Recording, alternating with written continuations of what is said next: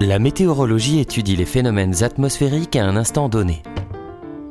Nuages, pluie, ensoleillement, vent, autant de données et de composantes qui façonnent la météo et notre quotidien.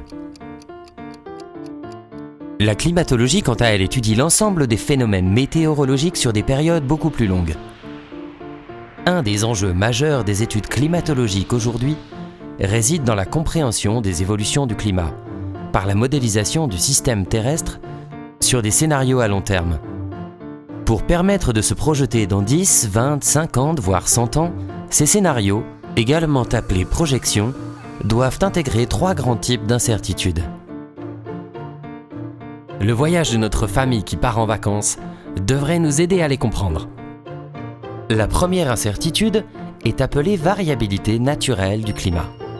On parle souvent de l'effet papillon ou de la théorie du chaos. Soleil, nuages, courants marins, vent, pluie, neige, mais également la distribution géographique des continents, des océans, du relief, de la végétation, de la banquise et des gaz à effet de serre. La variabilité naturelle du climat est due à des interactions chaotiques entre ces diverses composantes du système climatique. C'est cette variabilité qui explique que d'une année sur l'autre, il ne fait pas toujours beau un 21 juin. Cette source d'incertitude est quasiment imprévisible. C'est elle qui génère des événements extrêmes, comme la canicule de 2003 en Europe, ou un printemps particulièrement frais en 2013. La variabilité naturelle peut masquer temporairement les effets de l'évolution du climat. Nous aurons forcément des étés plus chauds que la normale et des étés plus froids, mais la normale aura simplement évolué. La deuxième incertitude vient des limites de nos connaissances scientifiques et de leur mise en pratique.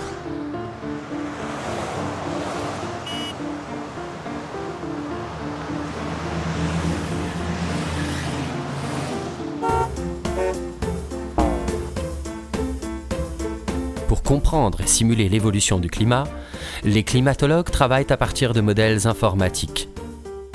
À l'aide d'un logiciel puissant, ils génèrent une représentation simplifiée, aussi complète que possible, des phénomènes qui influencent le climat. Toutes les composantes sont nécessaires au calcul des projections, mais sont autant de variables qui augmentent les marges d'erreur. Plusieurs modèles climatiques existent dans le monde et donnent des simulations différentes avec les mêmes hypothèses de départ. Les différences entre les modèles sont à prendre en compte sur des calculs à 20 ou 50 ans, mais ils tendent vers les mêmes conclusions sur des durées plus longues. La troisième incertitude est socio-économique. Depuis le 19e siècle, l'activité humaine a modifié sensiblement la composition de l'atmosphère, qui est un facteur important du changement climatique. Par exemple, les gaz à effet de serre émis le siècle dernier sont ceux qui influencent le climat d'aujourd'hui. Et ceux émis dans les années qui viennent influenceront le climat de la fin de ce siècle. Ces informations doivent être prises en compte par les modèles climatiques pour réaliser les projections du climat futur. À l'aide d'hypothèses décrivant les conséquences des différents choix sociaux, économiques et politiques, les scientifiques simulent leurs impacts sur l'évolution du climat. Cette incertitude est donc le fruit du doute concernant le futur de notre société à l'échelle planétaire.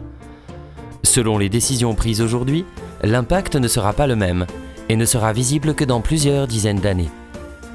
Nos choix de sociétés actuelles, les choix socio-économiques des décideurs pris à l'échelle mondiale, pourront donc avoir une influence sur l'évolution du climat dès la deuxième moitié du XXIe siècle. Récapitulons. Nous avons donc 3 types d'incertitudes. La variabilité naturelle, qui est intrinsèque au système et sera toujours présente. Elle impacte les projections climatiques à court terme, sur les 10 premières années, mais devient négligeable sur les durées plus longues. Nous avons ensuite l'incertitude scientifique et technique, que les chercheurs tentent de réduire par une meilleure compréhension du système climatique et de ses composantes, autant que par l'amélioration du matériel de mesure et de calcul. Elle est visible en comparant différents modèles climatiques pour les simulations de 20 à 50 ans. Enfin, l'incertitude socio-économique, qui dépend des choix de société et des décideurs. Elle a une influence sur les projections longues, à partir de 40 ans, en fonction des hypothèses choisies. L'incertitude est forcément présente, mais en tenant compte, on peut tout de même dégager les tendances du changement climatique. Le climat évolue et ça, c'est une certitude.